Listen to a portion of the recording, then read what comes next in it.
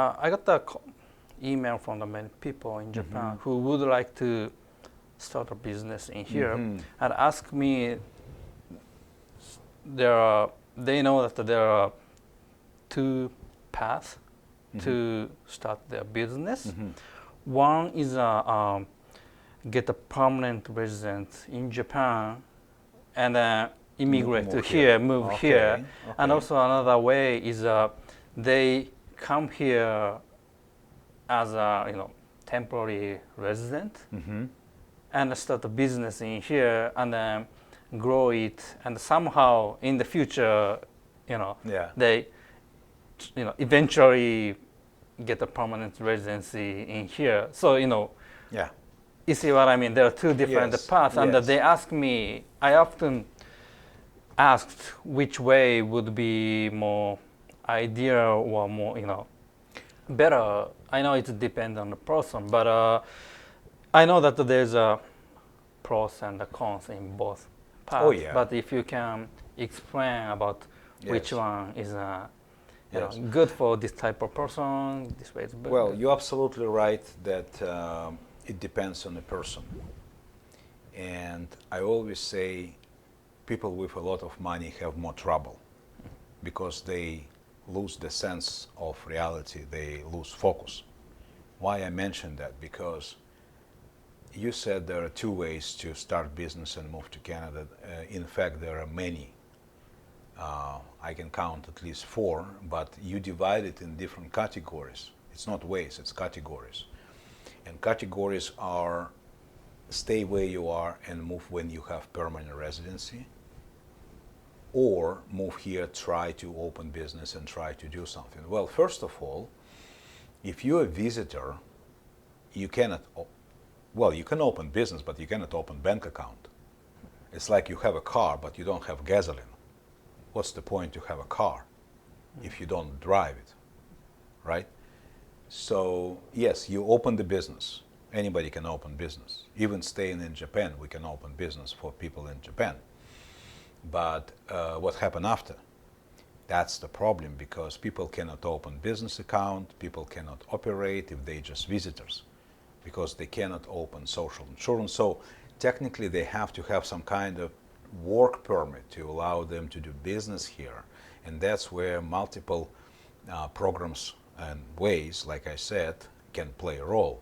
For example, people can move here and open new business as owners operators and try to build the business, but this is non-immigrant program. They open the business, they are in business, it looks like they own business in Canada, but there is no way for them to immigrate to Canada. It's like for people who know American immigration, maybe explore or something, it's like E2 visa in US. Welcome to Canada, to US, spend money, spend everything you can, and then leave because there is no immigration path for you. Same here. Owner operator arrive, spend a lot of money, probably everything they can spend, and there is no immigration path. That's what I call tragedy, because people knowingly destroy their life in hope for the future, for the success. Success is like mirage in the desert. What I'm saying is another way is definitely there.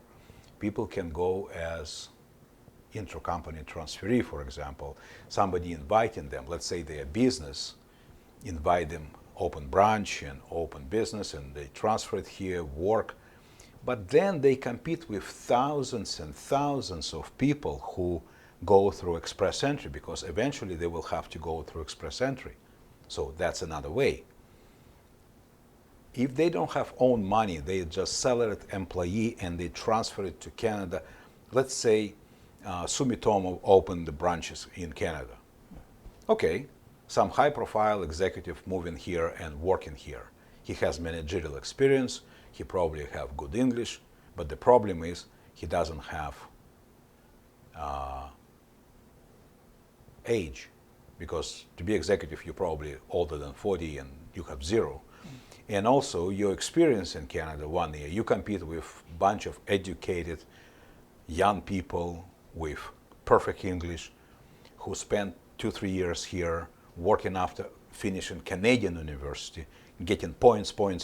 So you here, and you in the process, and you even trying to apply. But realistically speaking, there is no future. It's all delusional. It's all mistake.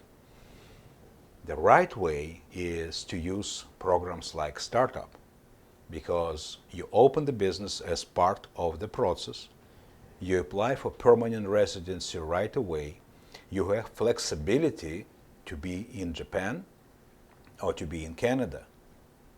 If you make more money in Japan in the meantime, you can work there and wait until you have PR. Remember your question, can I stay in Japan and get PR? Yes, you can. With Startup, you can. But what I'm saying is, in Startup, you have the best of both worlds. You're flexible, you don't spend crazy money, and you don't compete with thousands of young, educated, perfectly fit people. It's like you're getting into competition, but you're not perfectly well. Can you enter the competition? Yes, to run the marathon. Can you run the marathon? Yes, you can. Will you be first? Really? You're lucky if you finish at all. But here, there is no finish line for people who like to use something else. Everything's something in the way. So, going back, is there 2 ways? No. At least 4 or 5 ways, but 2 types of process. Stay in Japan or be in Canada. Startup visa provide combination and the best feature of both. You can be anywhere, you can build a business, and you're right away in the PR process outside of any competition with anybody else. That's unique, right?